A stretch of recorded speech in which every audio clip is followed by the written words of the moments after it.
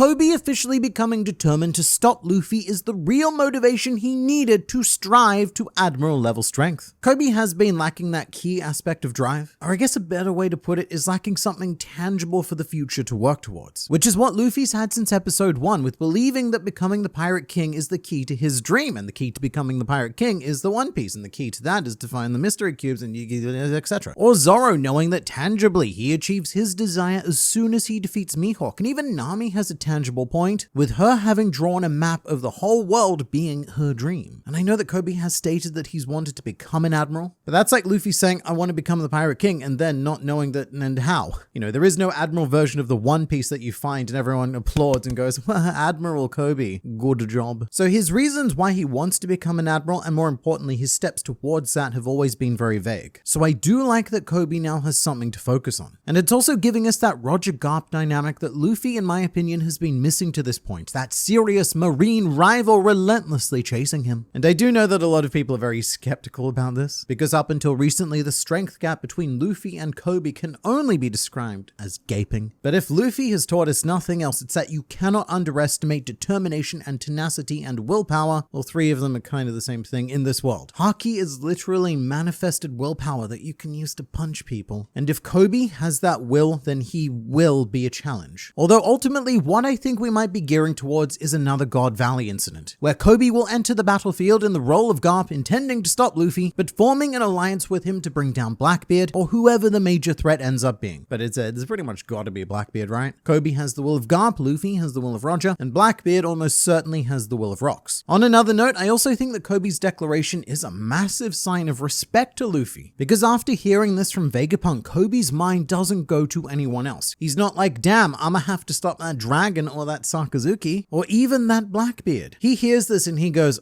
I'm sorry, Luffy, but I need to stop you, because I believe that you're the one most likely to make it happen. Why didn't Emmett use the Haki knot 200 years ago at Marijois? I imagine it's because he had nothing to protect. Because despite it being ever so powerful, this knot is a defensive maneuver. It was given to Emmett to protect him, so if his life was ever in danger, he could use it. But the situation on Marijois was very different. Emmett was the one attacking, potentially even lashing out in pain, and not really concerned with his own life or needing to defend himself. Put simply, the time wasn't right. And even if Emmett thought it was, then Fate probably would have done the thing it is that Fate does, and have him run out of battery right before he released the knot. I just realized this chapter opened up the concept that you can store up excess Haki. So possibly this will be Luffy's next game-breaking power boost. I don't know about it being Luffy's power boost, but it does open up a ton of possibilities. And one of my initial questions would be, why isn't this used more? If you can imbue what are essentially Haki bombs, then why don't the Marines weaponize this by making a farm of Vice Admirals, imbuing their Haki into cannonballs or something on a daily basis? I suppose it might not be a commonly known use of Haki, may have been a technique that was lost in ancient times, and it also might be something that you can only do with Conqueror's Haki, of which there are not many uses. But to be fair, I do think we've seen this before, because during Onigashima, Kaido did mention that Enma felt like it had the presence of Kozuki Oden within it. And after seeing this, I think it practically confirms that Oden did a very similar thing to Joy Boy. And he also likely did this because Oden knew that he was going to die. Because for whatever reason, Oden still had his swords with him after he was captured by Kaido and sentenced to death, so he could have used that opportunity to imbue both of them for the future protection of Hiyori and Momonosuke, and then given them to Toki. And maybe that means that this Haki bomb is something that you can craft only once. After you part with your Haki, aka your willpower, aka your will, then you are left completely Hakiless, because your will is now entrusted within something else. You don't need it anymore, you've put it over there. In which case, Emmett's action here was the last remaining will of Joy Boy, very appropriately used to allow Luffy to escape and put him on the path to his final handful of islands to bring about the dawn of the world and all of that. This chapter also confirms that the Five Elders aren't the only ones who know about Imu, since there's a shadowy someone who calls out to Imu after Imu collapses from Joy Boy's Haki. So this is referring to the very worried shadowy figure who we saw call out to Imu. And I skipped talking about this in the chapter review because I assumed that everyone remembered this person, because we have actually seen this person before, but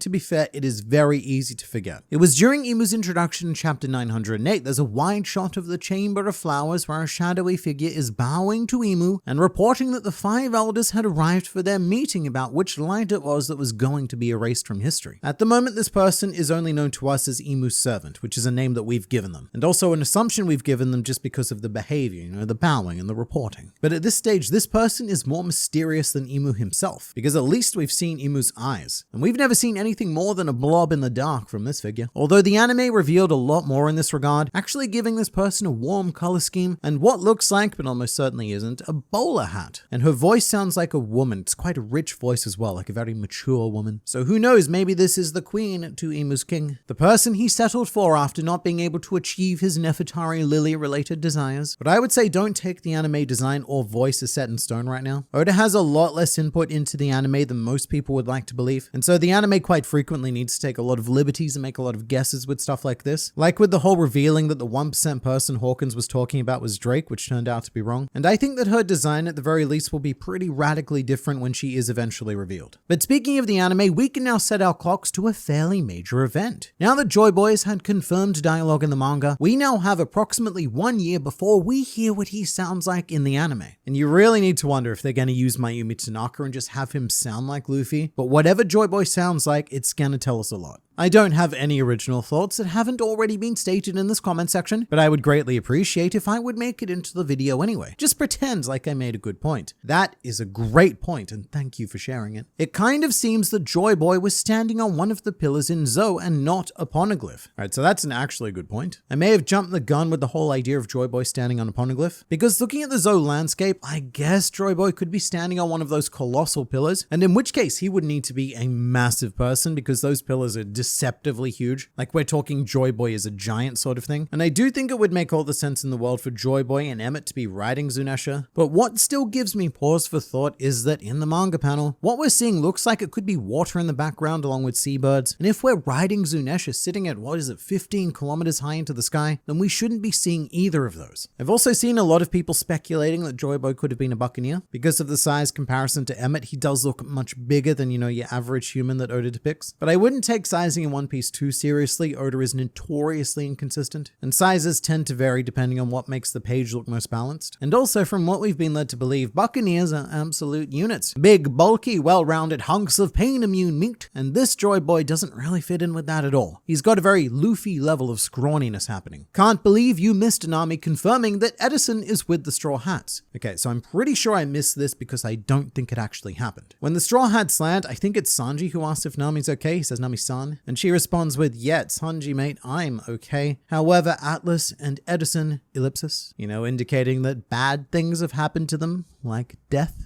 And delivering the bad news for Atlas, I understand, because the Straw Hats did watch her incredibly glorious sacrifice. But announcing the loss of Edison is a different matter, because Nami shouldn't have any idea about his current whereabouts. And if this is Oda's way of confirming that Edison is dead, then all I have to say is bad, manga man. You need to show me that death, because I do not trust your death shenaniganry in One Piece. Every elder except Saturn got teleported back to the authority room. I wonder what Katarina Devon is gonna do. I mean, that's the question, isn't it? Saint Saturn is still very much in danger, and it would definitely be to Katarina Devon's advantage if some sort of, oh no, accident were to happen to Saturn on the way back from Egghead. We're really gonna have to get rid of him at some point if Katarina Devon is going to use her Saturn visage effectively, and it would probably need to be a quiet removal from existence on his way back to Marijois. Because if something big happens and say he explodes into like a million old man bits, then no one's gonna be fooled by Devon because they saw the thing happen. I noticed that you suddenly came around from the stance of Vegapunk's message turning people against the world government to the message suddenly being a boon for the Marines. Quite the about face. Not really. I feel like I've been very consistent on this. For the past few weeks, in fact, the past few months, I've been saying that this message will cause a rift within the world. Half of the people are going to see this and turn against the world government, whilst the other half are going to see it and double down on their commitment to the world government. And the reactions around the planet have proved this. We've seen people start to seriously question the world government, and others dismiss this message as an act of evil intent on destroying peace, especially within the Marines, with each of them now needing to immediately answer the question of what their own personal sense of justice is, which is definitely going to galvanize support for Sakazuki, because half of them are going to turn to his extremist views that they may have been a bit uncertain about before. But now they're going to look at him in context with this message and go, mate, that's the guy that gets things done. I'm gonna follow him. The guy who's been saying all along that evil needs to be eradicated. He was right this whole time. Whereas the other half, or maybe even a smaller percentage advantage, then they're probably going to take the sword route. By the way, since Mars was alone in Marijois, he was finally able to sit down despite his constant punishment. So for anyone unaware, Oda has had a policy when drawing the Five Elders that Marcus Mars must always be standing. The reason for this is aesthetics. It's more interesting to have a variety of positions at a variety of heights to make the panels more visually engaging. Nothing more boring than just seeing a bunch of old men sitting down. Let's have one of them standing. Mate, that's interesting. But in the latest SBS, Oda gave us a much more fun reason, which is that Mars never does his elder homework, and so the other four elders punish him by always making him stand up like a bad student in a classroom. So this is actually the first time that we have ever seen Marcus Mars sitting down. And he was only able to do so because the other four weren't there to enforce his punishment. And because we're talking about weird, obscure stuff, this chapter actually contains one of the most obscure references that I think has ever been put into One Piece. And it has to do with these three guys. Something that you may have noticed in this chapter are three pirates with extremely odd and detailed designs. And this is a One Piece reference so deep that even I, man who talks about fictional pirates on the internet, had never heard of before now. But these three were born during an event known as the Kokin Muso Kaizoku Daikaisen, which can be translated as the historical Great Maritime War of the Pirates. This was an event held by Shueisha in about 1999 to 2000, and essentially weekly Shonen Jump readers had to go and create their own crew of three pirates, each with their own respective stats like an RPG, who would then face off against other pirate crews in their prefectures, and then all of the finalists would face Eiichiro Oda's crew, which I believe consisted of the original trio of Luffy, Zoro, and Nami. And one crew did manage to defeat Oda, which were the Bakudan pirates, who Oda subsequently drew with Luffy, Zoro, and Nami as a prize. However, Oda demanded retribution for this humiliation, and so he put together a team. He enlisted his mentor Nobuhiro Watsuki, mangaka of Rurouni Kenshin, and good friend Hiroyuki Takei, the mangaka of Shaman King. And together these three authors created their ultimate trio known as the Funbari Curry Pirates. And those are the three dudes that we see in this chapter, who are now canon to the One Piece world.